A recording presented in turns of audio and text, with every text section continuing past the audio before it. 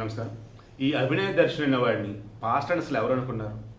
వాడు పాస్టర్ అనగానే కనీసం వాడు బ్యాక్గ్రౌండ్ కూడా చెక్ చేయకుండా గొర్రెల్లా కూడా వెనక్కి అసలు ఎవరు వెళ్ళారు. నిజంగా వాళ్ళని చూస్తే జాలి అనిపిస్తుంది. ఎందుకంటే అటువంటి వాళ్ళు చాలామంది ఉన్నారు.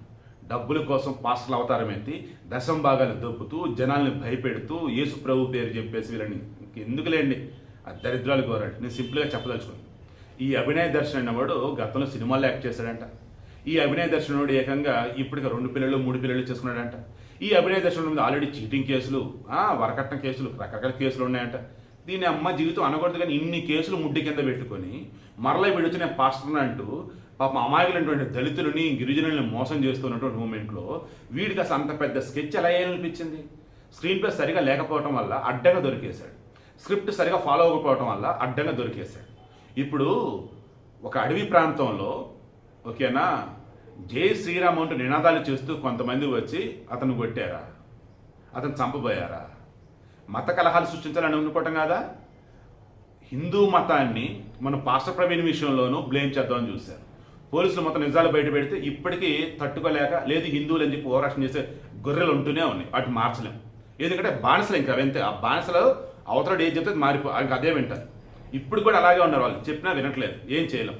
ఈ అభినయ దర్శన్ అనే వాడికి సంబంధించి కూడా ఏకంగా వాడి మీద అటాక్ జరిగింది అదే విధంగానే. అరే ఈ అటాక్ చేస్తున్నప్పుడు ఎవరైనా ఫోటోలు తీస్తారా, వీడియోలు తీస్తారా?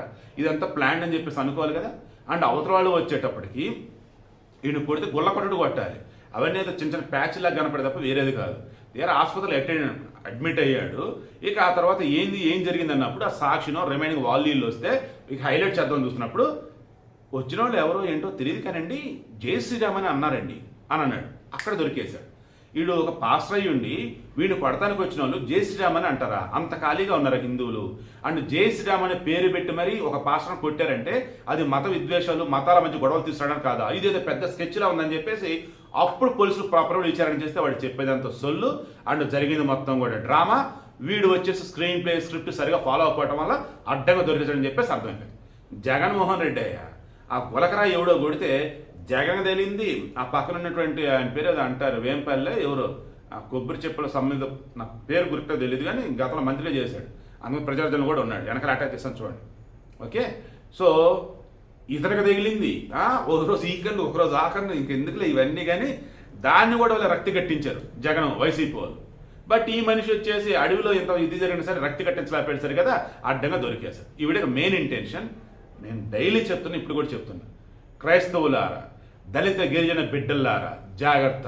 మిమ్మల్ని ఈ పాస్టర్ల ముసుగులో మిమ్మల్ని మొత్తం పీల్చేయటానికి, మీ దగ్గర ఉన్న సొమ్ముని దోచేయటానికి, మిమ్మల్ని పావులుగా వాడి దరిద్రపు రాజకీయాలు చేయడానికి, మత కళలు సృష్టించడానికి కుప్పలు వస్తూనే ఉంటారు.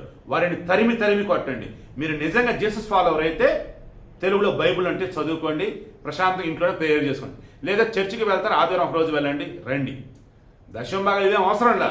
చర్చి పాస్టర్లకి ఆల్రెడీ గవర్నమెంట్ గౌరవ వేతనం అనేది ఇస్తుంది. అవునన్నా కాదన్నా డబ్బున్న ఎవరొకరు ఎంతకంత వాళ్ళకి ఇస్తూనే ఉంటారు. పేద కూలీలు మీరు ఎందుకు డబ్బులు ఇవ్వాలి? వాడు ఏం చెప్తే ఆ సొల్లు కబుర్లు మీరు ఎందుకు నమ్మాలి? దయచేసి అర్థం చేసుకోండి. ఒక్కళ్ళ మారిన నా ఎఫర్ట్స్ ఫలించినట్టే. దయచేసి పేదవాళ్ళు, డబ్బున్న వాళ్ళు ఎవరైనా సరే ఈ ఫేక్ పాస్టర్ల ముసుగులో, ఈ దరిద్రుల ముసుగులో పడకండి.